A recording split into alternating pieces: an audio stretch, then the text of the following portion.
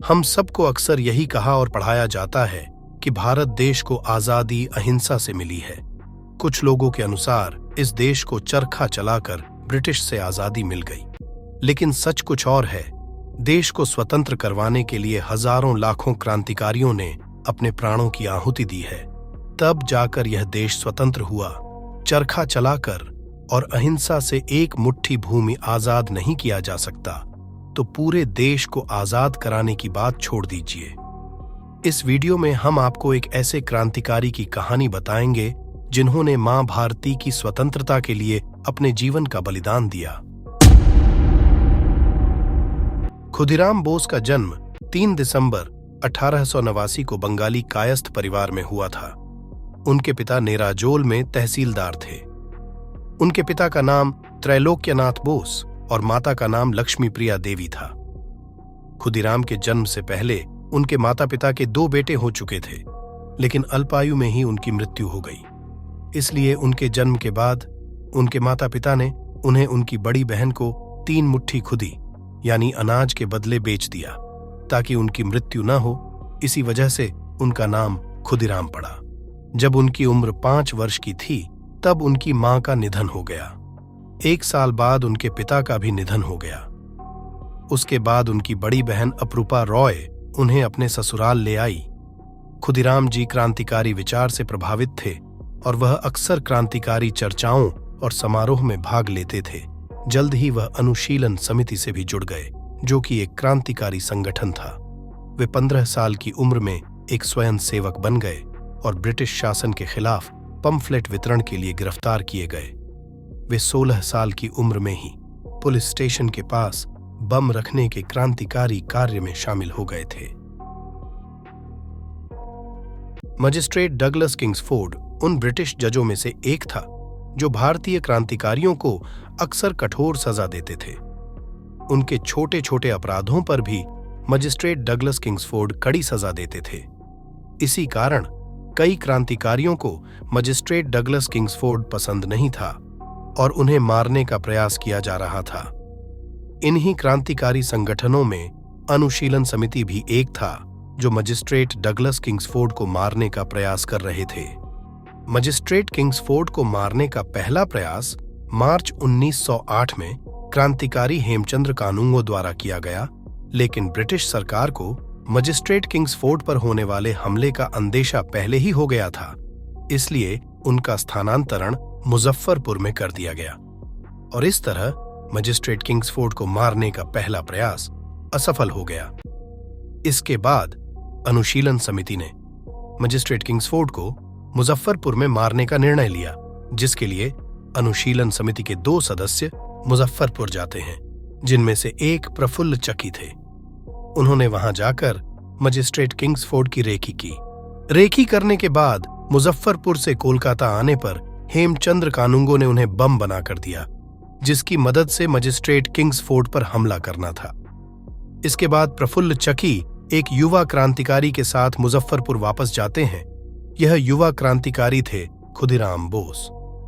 लेकिन इस बार भी अनुशीलन समिति के मुख्य सदस्यों की गतिविधियों को देखकर कलकत्ता पुलिस को यह अंदेशा हो गया कि फिर से मजिस्ट्रेट किंग्सफोर्ड पर हमला होने वाला है। इसलिए मुजफ्फरपुर में मजिस्ट्रेट किंग्सफोर्ड के घर पर सुरक्षा बढ़ा दी गई। इसी बीच खुदीराम बोस और प्रफुल्ल चकी मुजफ्फरपुर में एक स्थानीय धर्मशाला में नाम बदलकर रहने लगे।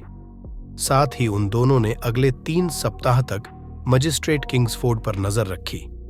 इसी दौरान कोलकाता से एक सीआईडी अधिकारी मुजफ्फरपुर आता है और मुजफ्फरपुर के पुलिस अधीक्षक आर्मस्ट्रांग से मिलता है और उसे यह बताया जाता है कि मजिस्ट्रेट किंग्सफोर्ड सुरक्षित है। कई दिनों तक मजिस्ट्रेट किंग्सफोर्ड पर नजर रखने के बाद प्रफुल्ल चकी और खुदीराम बोस 29 अप्रैल 1908 का दिन निश्चित करते हैं मजिस्ट्रेट किंग्सफोर्ड पर हमला करने के लिए। मजिस्ट्रेट किंग्सफोर्ड मुजफ्फरपुर पार्क अक्सर जाते थे और इसलिए 29 अप्रैल को उसे वहीं मारने का निर्णय लिया गया। 29 अप्रैल की शाम खुदीराम बोस और प्रफुल्ल चकी मुजफ्फरपुर पार्क के पास इंतजार करने लगे। उस शाम मजिस्ट्रेट किंग्सफोर्ड और उनकी पत्नी के साथ बैरिस्टर प्रिंगल कैनेडी के बेटी और पत्नी के साथ खेल रहे थे। करीब रात के 8:30 बजे वह सभी लोग अपने घर जाने के लिए अपनी अपनी गाड़ी में बैठ गए। एक गाड़ी में मजिस्ट्रेट किंग्सफोर्ड और उनकी पत्नी और दूसरी गाड़ी में बैरिस्टर प्रिंगल कैनेडी के बेटी और पत्नी। जैसे ही वो दोनों गाड़ियां बाहर आईं, वैसे ही खुदीराम बोस और प्रफुल्ल चकी एक गाड़ी की तरफ भागे और उसमें बम फेंक दिया। उन्हें लगा कि उस गाड़ी में मजिस्ट्रेट किंग्सफोर्ड बैठे हुए हैं, लेकिन जिस गाड़ी में बम फेंका गया उसमें बैरिस्टर प्रिंगल कैनेडी के बेटे और पत्नी थी। मजिस्ट्रेट किंग्सफोर्ड दूसरी गाड़ी में बैठा हुआ था, इसलिए वह बच गया। लेकिन इस घटना में प्रिंगल कैनेडी के बेटी और पत्नी की मौत हो गई। गाड़ी में बम फेंकने के तुरंत बाद खुदीराम बोस और प्रफुल्ल चकी पुलिस से बचने के लिए अलग अलग दिशा में भाग गए। एक तरफ खुदीराम बोस पूरी रात पुलिस से बचने के लिए पैदल भागते रहे और सुबह करीब 25 मील की दूरी तय करके वैनी नामक एक रेलवे स्टेशन पहुंचे। स्टेशन पर उन्होंने एक चाय की दुकान पर पानी मांगा। चाय की दुकान के पास ही 2 पुलिस कांस्टेबल फतेह सिंह और शिव प्रसाद सिंह खड़े थे। तब तक मुजफ्फरपुर में हुए बम धमाके की खबर चारों तरफ फैल चुकी थी। खुदीराम बोस को देखकर उन दोनों कांस्टेबल को उन पर शंका हुई, जिसके बाद उन दोनों ने खुदीराम बोस जी से सवाल पूछना शुरू कर दिया। कुछ देर तक उनसे पूछताछ करने के बाद उन दोनों कांस्टेबल का शक और मजबूत हो गया और उन दोनों कांस्टेबल्स ने खुदीराम जी को गिरफ्तार कर लिया। दूसरी तरफ पुलिस से बचने के लिए प्रफुल्ल चकी भी पूरी रात पैदल चलते रहे। अगले दिन दोपहर में त्रिगुणाचारण घोष नामक एक व्यक्ति ने उनकी मदद की पुलिस से बचने के लिए। उस व्यक्ति ने प्रफुल्ल को पहचान लिया और उन्हें पुलिस से बचाने के लिए अपने घर ले गए और साथ ही ट्रेन से उन्हें कोलकाता भेजने के लिए प्रबंध भी किया। प्रफुल्ल ने पहले ट्रेन से समस्तीपुर से मोकामा घाट सफर किया और फिर दूसरी ट्रेन बदलकर हावड़ा के लिए रवाना हो गए। प्रफुल्ल ट्रेन के जिस कंपार्टमेंट में बैठकर हावड़ा जा रहे थे, उसी कंपार्टमेंट में एक सब इंस्पेक्टर नंदलाल बैनर्जी भी सफर कर रहा था।